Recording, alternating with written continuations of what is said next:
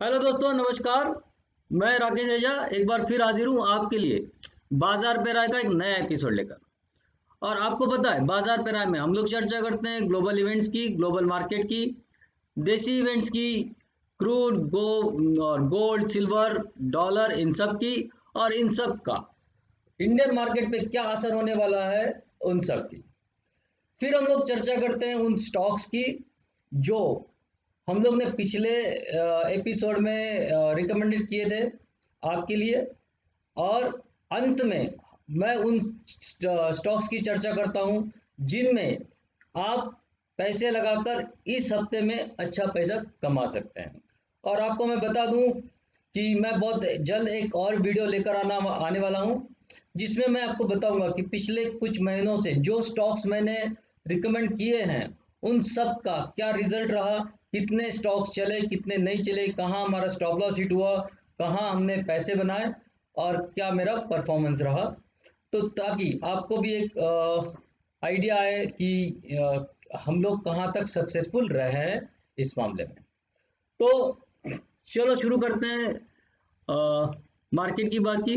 लेकिन इसके पहले कि हम लोग चर्चा करें ग्लोबल मार्केट की, मैं आपसे फिर से एक बार विनती करता हूं, अगर आपने इस चैनल को अभी तक सब्सक्राइब नहीं किया है तो फटाफट सब्सक्राइब कीजिए।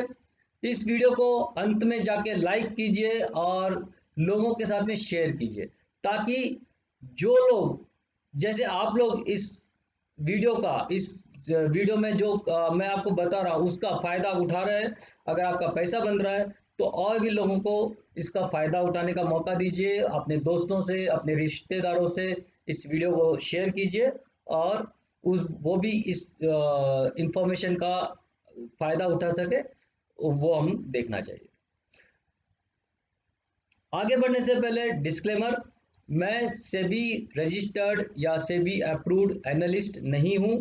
मैं सेबी रजिस्टर्ड अपना एडवाइज़र भी नहीं हूं। तो यहाँ जो भी मैं इंफॉर्मेशन दे रहा हूँ वो अपने नॉलेज के हिसाब से दे रहा हूँ, एजुकेशन पर्पस से दे रहा हूँ। आप भी इस इंफॉर्मेशन को एक एजुकेशन पर्पस से लीजिए।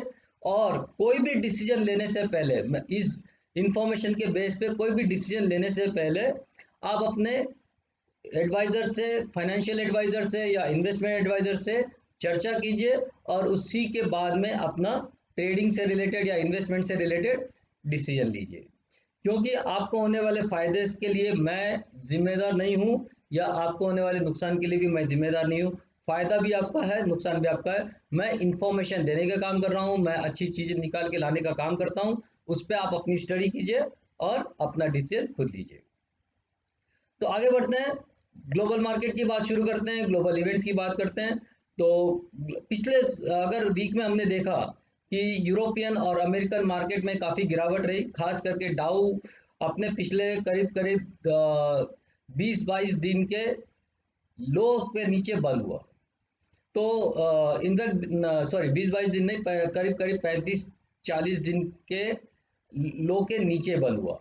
तो इसको हम लोग अच्छी खासी गिरावट मान सकते हैं। और ये गिरावट क्यों आई उसको हमको समझना चाहिए, और इसका हमारे मार्केट पे क्या असर हो सकता है उसको भी हम लोग देखने की कोशिश करेंगे। देखिए, डाउ में जो गिरावट आई है उसका एक बड़ा वजह है वहाँ जो डेल्टा वेरिएंट के वजह से वहाँ की इकोनॉमी में फ़र्क पड़ता दिख रहा है। डिमांड में कमी आई है और बिजनेस एक्टिविटीज़ में भी कमी आई है। और इस वजह से एक थोड़ा सा घबराहट का वातावरण वहाँ बना, ये एक पहली बात। दूसरी बात, जो महंगाई है जो कम होने के मतलब जो रिजर्व बैंक को, वहाँ के फेड बैंक को भी एक अनुमान था कि ये जो महंगाई है ये टेम्पररी है और ये धीरे धीरे कम हो जाएगी, वो कम होते हुए नहीं दिख रही है। तीसरी बात कि जो वेजेस हैं, जो लेबर वेजेस हैं वो एक्चुअली बढ़ गए हैं, जिसके वजह से जो प्रोडक्शन कॉस्ट है उसमें थोड़ी सी आपकी बढ़ोतरी हुई है। चौथी बात कि जो लेबर मार्केट है वहाँ थोड़ा मतलब कंस्ट्रेंट है कि लोग मिल नहीं रहे, मतलब अनएम्प्लॉयमेंट कम हुआ है, लेकिन जो रिक्वायरमेंट है लेबर की वो भी फुलफिल नहीं हो रही है। लोग शायद बाहर नहीं निकल रहे हैं, लोग अभी भी जॉब पे जाने में उतने इंटरेस्टेड नहीं है।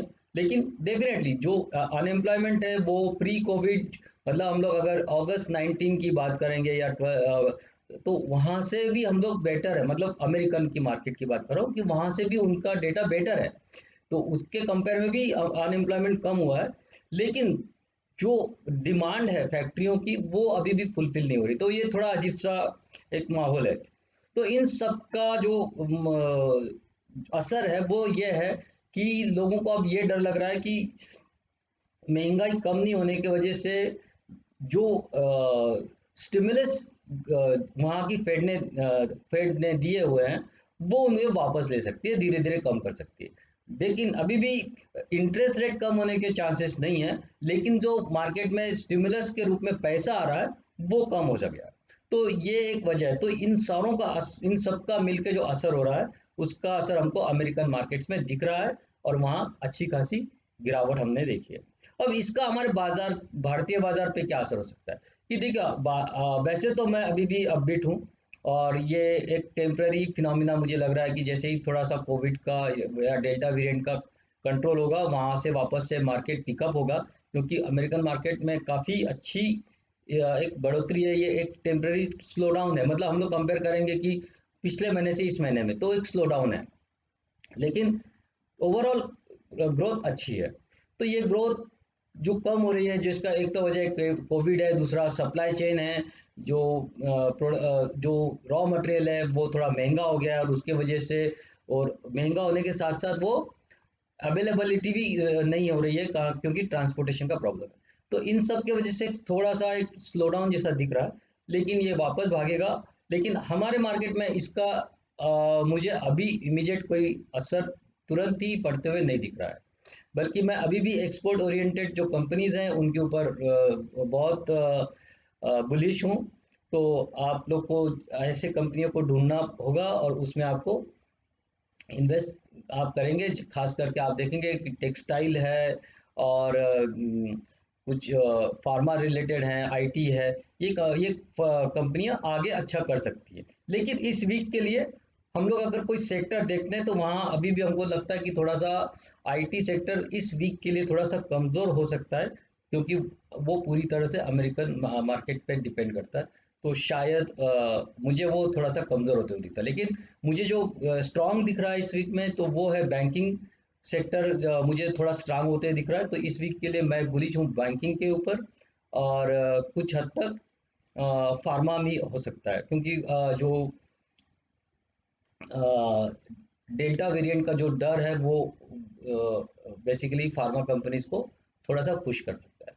तो ये रहा अमेरिकन मार्केट से रिलेटेड। दूसरी तरफ अगर हम लोग देखेंगे तो जापान का मार्केट में ग्रोथ बहुत अच्छी लग रही है। वहाँ मार्केट ने भी बहुत दिनों के बाद अचानक से एक अच्छा खासा अप ट्रेंड दिया है, करीब करीब 10% की बढ़ोतरी भी वहाँ हमको दिखी है पिछले 2 वीक में। मार्केट में बहुत अच्छा उछाल आया है जब से वहाँ के प्राइम मिनिस्टर ने रिजाइन किया है, जिसकी चर्चा मैंने पिछले हफ्ते में भी की थी। और हांगकांग, चाइना चाइना ने भी अपना वापस न्यू हाई बना लिया है। चाइना का जो डेटा है वो भी काफ़ी अच्छी ग्रोथ के संकेत दे रहा है। तो वैसे सब चीज़ बहुत अच्छी है, तो इसलिए हमें भी उतना ज़्यादा डरने की ज़रूरत नहीं है।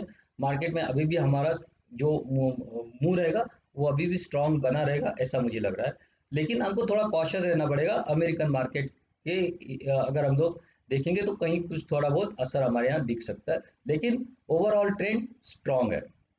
तो चार्ट हमको क्या दिखा रहा है, तो चलो हम लोग देखते हैं चार्ट क्या दिखा रहा है, और चार्ट पे हमको क्या नजर आ रहा है। तो दोस्तों देखते हैं कि चार्ट क्या बोल रहे हैं। और सबसे पहले हम लोग नेस्डैक को देखते हैं। स्टार्ट हम लोग नेस्डैक से करते हैं, और नेस्डैक हम लोग देखेंगे कि पिछले पूरे वीक में नीचे की ओर रहा। डाउ जोन्स को अगर हम लोग देखेंगे तो डाउ जोन्स में काफ़ी बड़ी गिरावट रही, और करीब करीब ये पिछले 1.5 महीने से 1.5 महीने के प्राइस से भी नीचे आ गया है। ये इसके पहले भी इसके एक बार आया था, लेकिन उस लो के भी कल उसने तोड़ दिया है। और ये क्यों हो रहा है इसकी चर्चा हमने अ, शुरू में की है कि यूएस में क्या हो रहा है और हमको यहाँ से क्या दिख रहा है। लेकिन इसके साथ में यूरोप के अगर मार्केट देखेंगे तो वहाँ भी एक गिरावट है, लेकिन ये यूके का मार्केट है, वहाँ भी हम लोग ने गिरावट देखी है। और डैक्स जो जर्मन का है वो भी हम देख रहे हैं कि वहाँ भी चारों दिन काफ़ी मतलब वहाँ भी काफ़ी गिरावट है। लेकिन ये एक जो ये गिरावट है उसको मैं फ़िलहाल के लिए मैं देख रहा हूँ कि टेम्पररी हो सकती है शायद। और अगला एक वीक इसके लिए इम्पोर्टेंट होगा कि अगले एक वीक में यहाँ कैसी चाल रहती है। उसके और दूसरी तरफ अगर हम लोग ये देखेंगे तो निकाई जो है, निकाई अपने पिछले पूरे एक वीक में करीब करीब 4.5% की अपमूव दी हमको। पिछले 2 वीक में अगर हम लोग नीचे से देखेंगे तो करीब करीब 10%, और एक वीक में अगर हम लोग देखेंगे तो करीब करीब 4.5% का अपमूव हमको मिला है। तो जो जापान का मार्केट जो लैगिंग था, वहाँ एक अच्छी जो रिकवरी हम लोग ने देखी है और वो अपने ऑल टाइम हाई के आसपास आ गया है। तो ये एक अच्छी बात है। हांगकांग ने भी एक जो गिरावट थी वो थोड़ी कम हुई है। तो हांगकांग भी एक थोड़ा साइडवेज है। और चाइना में अच्छी एक रिकवरी आई है, चाइना भी अपने ऑल टाइम हाई के आसपास वापस आ रहा है। तो अब तक हम लोग जो देख रहे थे कि यूरोप में और यूएस के मार्केट ऊपर जा रहे थे और एशियन मार्केट्स नीचे आ रहे थे, अब स्थिति उल्टी है। एशियन मार्केट्स अब अपने ऊपर जा रहे हैं और यूरोप और अमेरिकन मार्केट्स थोड़े नीचे हैं। लेकिन अमेरिकन और यूरोप मार्केट की जो बड़ी वजह है वो वहाँ के एक जो प्रॉब्लम्स हैं वो तत्कालीन हैं, और वो कितने समय तक रहेंगे ये कहना मुश्किल है, क्योंकि जो डेटा है खास करके महंगाई का और पैंडेमिक का जो डेल्टा वेरिएंट्स के वजह से होने वाली जो स्थिति है उसके वजह से, तो वो स्थिति कब तक बनी रहती है उसके ऊपर डिपेंड करेगा कि वहाँ के मार्केट आगे कैसे रिएक्ट करते हैं। उसी की वजह से अगर हम लोग ये देखेंगे कि जो डॉलर है, डॉलर में एक अपमूव आई है। हम लोग ने जो देखा था, देखिए लास्ट टाइम जो लास्ट वीक में मैंने कहा था कि ये इसके नीचे जाएगा तो ही हमको सेल करना, और यहाँ से एक रिकवरी आ सकती है, ये मैंने कहा था। और वहाँ से हमने देखा एक अच्छी रिकवरी आई है। और क्रूड को अगर हम देखते हैं तो क्रूड में भी क्रूड में जो साइडवेज मूवमेंट चल रहा है अभी वो चल ही रहा है, और यहाँ से हम लोग एक अच्छी मूव देख सकते हैं आगे की ओर। जो डेटा है वो अभी भी जो लेवल्स है उसको मैं थोड़ा सा चेंज करना चाहूँगा। ये लेवल यहाँ मैं लेके आऊँगा, और ये लेवल अब इसके ऊपर हमको बाय करना है, और इसके नीचे हम लोग शॉर्ट करेंगे। तो जहाँ भी आपको मूवमेंट मिलती है वहाँ एक अच्छी मूवमेंट आपको मिल सकती है। तो सिंपल चीज़ है, इसके नीचे हमको शॉर्ट करना है। तो लेवल थोड़ी सी चेंज हुई है, ज़्यादा कोई फ़र्क नहीं है। अब हम लोग 4965 के नीचे शॉर्ट करेंगे, और टारगेट होगा 4598 का, 4210 का। लेकिन चांसेस यहाँ है कि शायद मैं मार्केट को अप ट्रेंड में देखूं। उसकी एक ये वजह है कि अमेरिकन स्टॉक में काफ़ी कमी आई है। अमेरिकन क्रूड क्रूड का जो उनका स्टॉक है वहाँ काफ़ी कमी आई है, तो वो एक वजह हो सकती है कि आपको मार्केट नेक्स्ट वीक में शायद ऊपर जाते हुए दिखे। तो हमको लेकिन बाय करना है सिर्फ 5164 के ऊपर। टारगेट होगा 5561, इतना टारगेट हमको आते हुए दिख सकता है। इसको तो मैं सॉरी थोड़ा सा चेंज करना चाहूँगा, हम लोग थोड़ा सा नीचे आ जाएंगे। ये हमारे लिए एक रेजिस्टेंस लेवल है, तो इस लेवल के लिए हम लोग कोशिश करेंगे। तो लेवल होगी 5527। तो ये दो लेवल के लिए हम लोग नेक्स्ट वीक में ध्यान रखेंगे। इसके ऊपर हमको बाय करना है 5164 के ऊपर, और 4965 के नीचे सेल करना है। अब हम लोग देखते हैं गोल्ड। गोल्ड में भी जो एक पीछे रिकवरी हमने देखी थी वो रिकवरी ख़त्म हो गई है, और पिछले वीक में हम लोग ने गोल्ड में भी एक डाउन ट्रेंड शुरू होते हुए देखा है। तो ये जो लेवल्स मैंने दिए थे वो अभी भी कायम है। हम लोग इतने दिन से एक साइडवेज मूवमेंट में थे, अब हम लोग डाउनवर्ड मूवमेंट में हैं। तो हमको यहाँ से सेल करना है, और सेल में ही रहना है। स्टॉप हमारा टारगेट होगा 46127 का। और इसके लिए फ़िलहाल आप लोग स्टॉप लॉस जो रखेंगे वो स्टॉप लॉस आपको रखना है अगर आप शॉर्ट करते हैं तो स्टॉप लॉस रखना है आपको 47141 का। तो ज़्यादा बड़ा स्टॉप लॉस नहीं है, आपको इसके नीचे से ही शॉर्ट रखना है। तो शॉर्ट का लेवल आपका ये रहेगा, इसको मैं नीचे लेके आ जाता हूँ। तो इसके नीचे हम लोग शॉर्ट करेंगे और इसके ऊपर हम लोग बाय करेंगे अगर आता है तो बाय का लेवल हमारा सेम ही रहेगा। बाय हम लोग इसके ऊपर ही करेंगे, इसके नीचे नहीं, बीच में नहीं करेंगे। और ये अगर हम लोग जहां भी करेंगे ये लेवल हमारे लिए स्टॉप लॉस का काम करेगा। तो 47576 के ऊपर बाय, टारगेट होगा 48327 और 46806 के नीचे सेल और टारगेट होगा 46127 का। दोनों के लिए स्टॉप लॉस का काम करेगा 47141। सिल्वर सिल्वर में भी आई हुई जो बढ़त थी वो खत्म हो गई और मार्केट में अचानक से जो स्थितियां बदली हैं उसके बाद में सिल्वर भी अपने बेरिश मोड में वापस आ गया है। सिल्वर को हमको सिल्वर के लेवल्स अभी भी वही रहेंगे, कोई चेंज नहीं।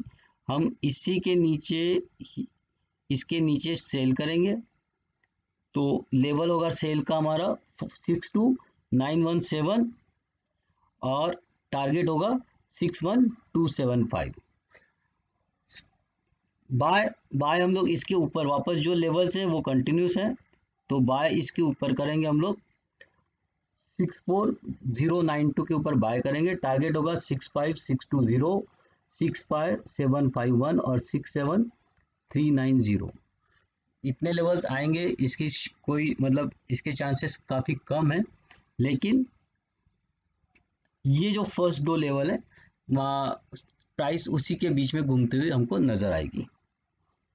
अब हम लोग देखते हैं निफ्टी को अगर समझना है तो हम लोग आर्ली चार्ट पे आ जाते हैं तो आपको बेटर ये गाइडेंस मिलेगा। देखिए हमारे जो लेवल्स थे, जो नो ट्रेड जोन था वहाँ एक बार नीचे उसके बीच में आया और अपने ऑलमोस्ट ऊपर वाले जोन में बना रहा मार्केट, लेकिन कोई खास मूवमेंट वहाँ नहीं आई है। तो जो लेवल है इस बार के लिए लेवल फिर वही सेम है, कोई चेंज नहीं। हम 17358 के ऊपर बाय करेंगे और टारगेट होगा हमारा 17595। शॉर्ट अगर हमको करना है तो हम लोग इसके नीचे शॉर्ट करेंगे, ये लेवल है 17220 के लिए नीचे और हमारा टारगेट होगा हमारा 17053।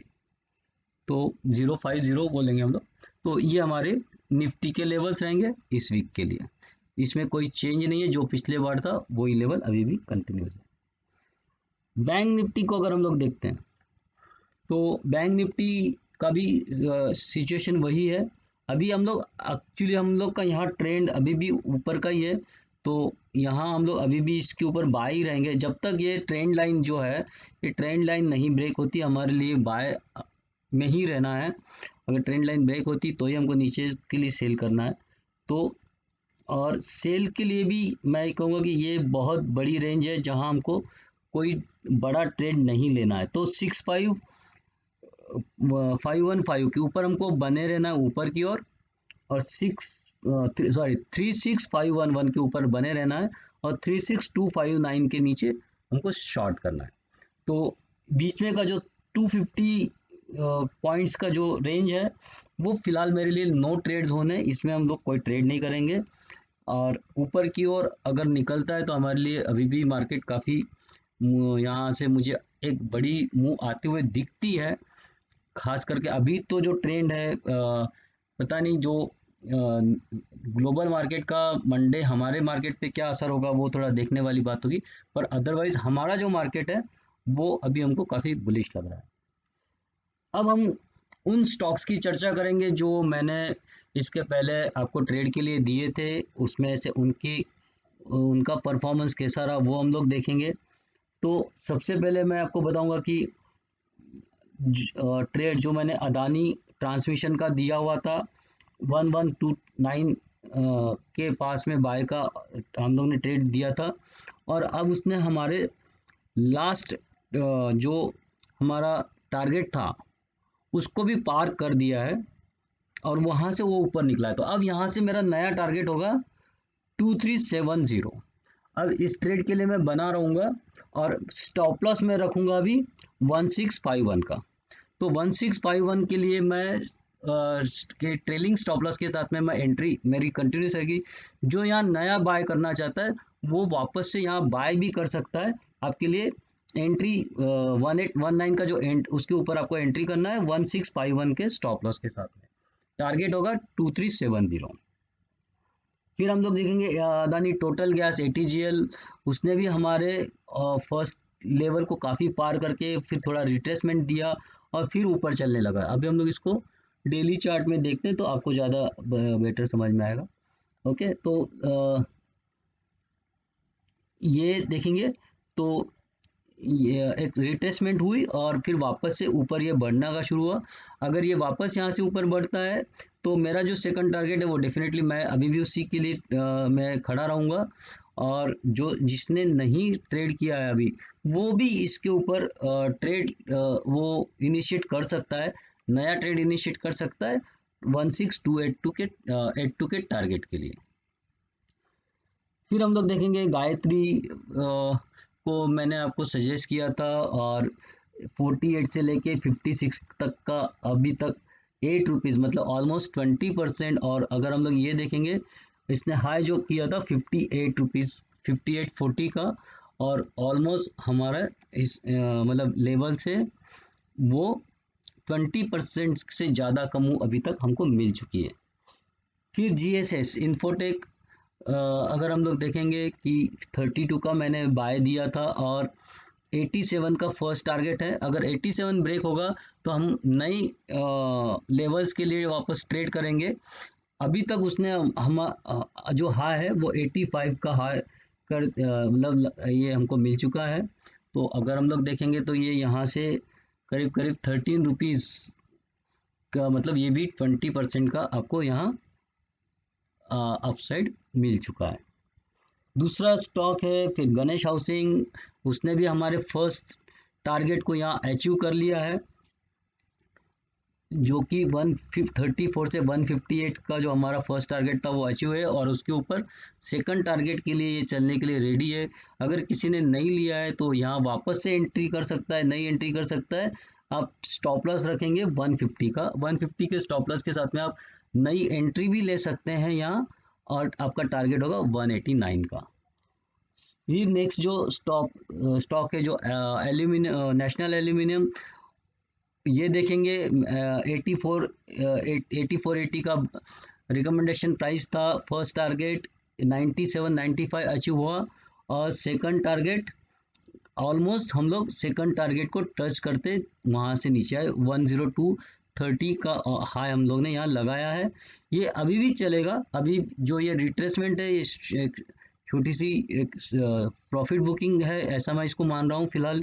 और ये अभी भी ये सेकंड टारगेट के बाद में हमारे पास में थर्ड टारगेट भी है 123 का, हम लोग उसको भी आते हुए देखेंगे यहाँ। तो नेशनल एल्यूमिनियम में आपको बने रहना है। फिर हम लोग देखते हैं ब्रिगेड। देखिए ब्रिगेड ने हमारा फर्स्ट टारगेट ये ब्रिगेड का भी हमारा फर्स्ट टारगेट अचीव हुआ है 375 से 413 का। तो अभी यहाँ एक रिट्रेसमेंट हुई है, देखते हैं ये कैसी चाल चलते हैं। अगर किसी को नया एंट्री लेना है तो वो 413 के ऊपर नई एंट्री भी वो ले सकता है। फिर वहाँ टारगेट होगा हमारा 489 का। तो इसमें भी अभी बने रहना है।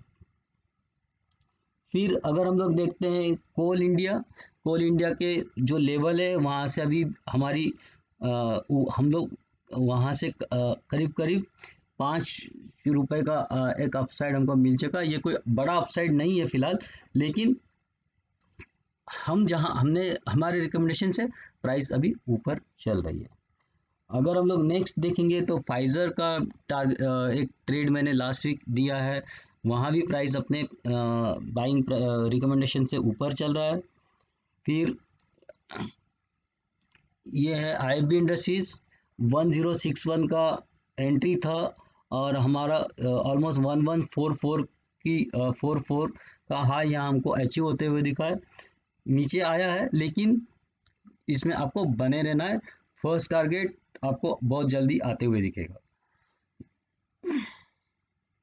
और आगे का देखते हैं तो हिंद पेट्रो एक्चुअली ये बाइंग प्राइस से नीचे चल रहा है, और इसमें अगर आपने एंट्री नहीं ली है तो आप वापस से जब इसके ऊपर आएगा आप फिर से इसमें एंट्री इनिशिएट कर सकते हैं। अगर आपने एंट्री ले ली है तो आपको स्टॉप लॉस को फॉलो करना है। जब ये स्टॉप लॉस आपका ब्रेक होता है तो ही आपको बाहर निकलना है, क्योंकि इसमें एक अच्छी अप ट्रेंड मुझे दिख रही है। फिर हम लोग एक स्टॉक जो मैंने दिया था ग्रीनवेल नॉर्टन का, देखिए 1370 से 1448, मतलब ऑलमोस्ट 80 रुपीज़ का यहाँ से अप ट्रेंड हमारा आ चुका है। फिर हम लोग देखेंगे नेक्स्ट जो paisalo.com, पैसालो इन्फोटेक करके डिजिटल है, और ये जहाँ से दिया था पूरे पूरे वीक में उसने एक अच्छी चाल दी है, और 702 से लेके 769, मतलब ऑलमोस्ट हमको 67 रुपीज़ का 66 रुपीज़ का 67 रुपीज़ का अप ट्रेंड मिला है, जो कि करीब करीब 8-9% होता है। तो ये चाल अभी रुकी नहीं है और ये चाल चलते रहने वाली है। आप इसमें बने रहिए और हम इसमें नए रिकॉर्ड्स, नए हाइज बनते हुए भी देखेंगे, तो आपको डरने की ज़रूरत नहीं। अब मैं वो ट्रेड यहाँ से आपको बताने जा रहा हूँ जिसमें आप अगले हफ्ते पैसे लगा के अच्छा पैसा कमा सकते हैं। तो ऐसे वो कौन से ट्रेड है जहाँ आपके लिए अगले हफ्ते नई अपॉर्चुनिटी है ट्रेड करने की। तो पहला ट्रेड होगा मेरा कोलते पाटिल। देखिए कोलते पाटिल में हुआ क्या है, हम लोग देख रहे हैं कि रियल इस्टेट में अचानक से एक अच्छी रियल इस्टेट सेक्टर में एक अच्छी तेज़ी आई हुई है। यहाँ हमको एक ब्रेकआउट मिला और ब्रेकआउट के बाद में एक थोड़ा साइडवेज हुआ है, ये एक फ्लैग बन रहा है, और इस फ्लैग के ब्रेकआउट में हमको नई चीज़ आते हुए दिखेंगी। तो हमको एक्चुअली क्या करना है, इसने बीच में हमको कहीं भी मिले प्राइस 309 और 286 के बीच में, आपको कहीं भी प्राइस मिलती है वहाँ आपको बाय करना है। 355 और 404 के टारगेट के लिए स्टॉप लॉस आपका होगा 280 का। तो आपके लिए जहाँ मिलता है वहीं लेने का आपको सलाह है, आपको ऊपर की राह नहीं देखना है, जहाँ मिले वहीं लीजिए, और टारगेट आप स्टॉप लॉस आपका होगा 280 का। तो छोटा स्टॉप लॉस में आपको यहाँ ट्रेड करना है। फिर हम लोग देखते हैं जो नया जो आपके लिए ट्रेड है वो है बीएससी का। बीएससी का ट्रेड पहली बार मैंने यहाँ दिया था 958 पे, और टारगेट करीब करीब मेरा था 1240 का। वो 1240 का टारगेट वारगेट अचीव होकर उससे काफ़ी ऊपर भी गया, फिर बाद में रिट्रेस हुआ। अब रिट्रेस होने के बाद में ये फिर नए जो हमारी नए लेवल की ओर जाने के लिए तैयार है। एक ट्रेंड लाइन ब्रेकआउट भी है। तो यहाँ से हमको करना क्या है, हम लोग बाय करेंगे 1241 के ऊपर, उसको 1241 के ऊपर बाय करना है। टारगेट होगा 1406, 1559, 1890, और स्टॉप लॉस आपको फॉलो करना है 1029 का। तो ये हो गया आपका बीएससी। नेक्स्ट है आपका सीडीएसएल। सीडीएसएल की भी वही स्टोरी है, इसको भी मैंने करीब करीब बहुत पहले से इसको रिकमेंड करते आ रहा हूँ, और ये अच्छी खासी बढ़त के बाद में एक रिट्रेसमेंट हुआ है, और रिट्रेसमेंट के बाद में ये वापस चलने के लिए रेडी है। तो यहाँ से मुझे एक नया ट्रेड आते हुए दिख रहा है। तो यहाँ हमको करना क्या है, हम बाय करेंगे 1321 के ऊपर, 1321 के ऊपर हम लोग बाय करेंगे, और टारगेट होगा 1582। ओके, 1582 का हमारा टारगेट होगा, 1765 का दूसरा टारगेट होगा, 2175 का तीसरा टारगेट होगा। इन 3 टारगेट्स के लिए हम लोग ट्रेड करेंगे, और स्टॉप लॉस हमको फॉलो करना है 1216 का। तो स्टॉप लॉस आपको थोड़ा बड़ा लगेगा, लेकिन कंपेयर टू हम लोग के जो टारगेट हम लोग यहाँ जो देख रहे हैं वो उसके कंपेयर में ये टारगेट, ये स्टॉप लॉस भी आपका ठीक है। नेक्स्ट जो स्टॉक है जो मैं आपको देने जा रहा हूँ वो है जीएनए एक्सेल्स। ये देखिए जीएनए एक्सेल्स में नया हाई बना है अभी, और जीएनए एक्सेल में नया हाई बन के एक नई चाल के लिए रेडी है। तो हमको बाय करना है 790 के ऊपर। टारगेट होगा 983 1206 का, और स्टॉप लॉस होगा हमारा 725 का। ये हो गया आपके लिए GNA। और नेक्स्ट होगा न्यूलैंड लैबोरेटरीज। यहाँ एक अच्छी खासी बढ़त के बाद में हमने एक अच्छी खासी गिरावट भी देख ली है, और उस गिरावट के बाद एक अच्छा खासा कंसोलिडेशन, और ये अब नया ऊपर जाते हुए मुझे दिख रहा है।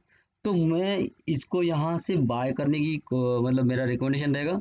तो मेरा रिकमेंडेशन रहेगा बाय 1772 के ऊपर। टारगेट भी हमारे होंगे बड़े, 2049, 2269, 2379 और 2513, 2733।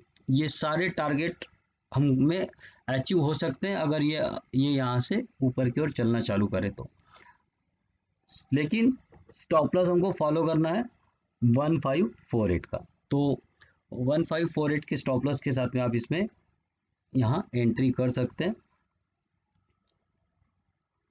नेक्स्ट है जो अल्काइल अमीन्स, ये भी मैंने अब देखेंगे ये जो एक लेवल था, यहाँ से मैंने इसको रिकमेंड किया था। एग्जैक्टली जैसे ही रिकमेंड किया, प्राइस हमने देखा बहुत ऊपर आते हुए दिखी, यहाँ तक गई। केवल बहुत शॉर्ट टर्म में हमने यहाँ करीब करीब 1400 का प्रॉफिट यहाँ से कमाया था। आप मेरे पुराने वीडियो में जाके इसका ये ट्रेड देख सकते हैं। अब ये वापस से यहाँ से एक ये वापस यहाँ भी मैंने एक ट्रेड दिया था 3970 के ऊपर, भी मैंने पहले भी एक ट्रेड दिया हुआ है, और हमारा टारगेट मैंने दिया था 4832 का।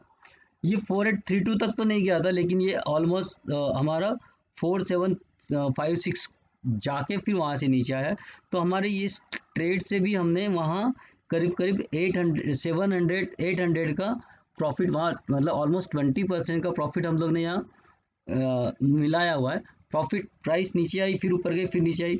अब मुझे यहाँ से वापस से ये चलते हुए दिख रहा है। तो अगर यहाँ मैं आपको दूंगा एक छोटे से स्टॉप लॉस के लिए। तो बेसिकली अब मैं जो स्टॉप लॉस मैं दूंगा वो थोड़ा सा छोटा दूंगा आपको। ये हम लोग सॉरी, ये स्टॉप लॉस को मैं थोड़ा सा ऊपर उठाना चाहूँगा। ओके, तो हम लोग स्टॉप लॉस रखेंगे अभी 3791 का। ओके, तो 3791 का मेरा स्टॉप लॉस होगा। और तो मैं इसको थोड़ा सा रेक्टिफाई करना चाहूँगा। तो मेरा स्टॉप लॉस होगा 3791 का। ओके, तो हम लोग बाय कहाँ करेंगे इसको? बाय करेंगे 3970 के ऊपर। यहाँ कहीं भी आ सकता है, यहाँ भी आपको मिलता है तो भी चलेगा, या फिर आप 4140, वो जो ये मेरा एक्चुअली पहले वाले लेवल्स है, मैं उसी लेवल्स को मैं यहाँ कंटिन्यू कर रहा हूँ। प्राइस अभी यहाँ चल रही है 4140 के ऊपर, यहाँ आपको कहीं भी मिलती है प्राइस, तो आप इसको बाय करेंगे। स्टॉप लॉस होगा आपका 3739, 3791, और टारगेट्स होंगे 4832, 5214 और 6273। ये 3 टारगेट्स के लिए हम लोग यहाँ ट्रेड करेंगे। तो आपके लिए टारगेट्स बहुत बड़े हैं। देखिए आपको यहाँ से अभी भी काफ़ी एक अच्छा अप मूव मिल सकता है। तो मैं वापस से नए, ये थर्ड टाइम रिकमेंडेशन है अल्काइल अमीन्स में मेरी। ये है एस्टेक लाइफ साइंसेस। तो एस्टेक लाइफ साइंसेस में एक मुझे कंसोलिडेशन कंप्लीट होते हुए दिख रहा है, या कंसोलिडेशन कंप्लीट होते हुए दिख रहा है। और यहाँ से अगर ये ऊपर निकलता है तो हमको एटलीस्ट ये लेवल आते हुए दिख सकता है। तो इसलिए मेरा यहाँ रिकमेंडेशन जो होगा वो ये है कि हम लोग बाय करेंगे 1349 के ऊपर, 1349 के ऊपर बाय करेंगे 1488 और 1767 के टारगेट के लिए। स्टॉप लॉस होगा हमारा 1348 का। तो दोस्तों ये था आज का आपकी राय का एपिसोड, और इसमें हमने चर्चा की ग्लोबल इवेंट्स की, ग्लोबल मार्केट की, और उन सब का इस बार क्या उठापटक रही और आगे क्या उठापटक हो सकती है उसकी चर्चा की। तो हमारे मार्केट में भी इन सब का क्या असर हमको देखने को मिलने वाला है वो भी मैंने आपको बताया। कुछ शेयर्स जो हमने पिछले वीक दिए थे उनकी चर्चा की, उनके ऊपर हमने कितना पैसा बनाया, कौन से स्टॉक्स ने हमको पैसा बना के दिया, वो उसकी भी चर्चा की। और साथ में मैंने आपको उन शेयर्स के बारे में भी बताया जो आपके लिए इस वीक में पैसा बनाने के लिए काम में आ सकते हैं, जिसमें आप इन्वेस्ट करके ट्रेड करके पैसे बना सकते हैं। तो अगर आपको ये वीडियो पसंद आया तो आप फटाफट इसको लाइक कीजिए, दोस्तों के साथ में, रिलेटिव्स के साथ में शेयर कीजिए, और ये चैनल को अगर आपने अभी तक सब्सक्राइब नहीं किया है तो सब्सक्राइब कीजिए। तो दोस्तों नमस्कार, धन्यवाद। फिर मिलेंगे अगले हफ्ते बाजार पे राय के अगले एपिसोड में।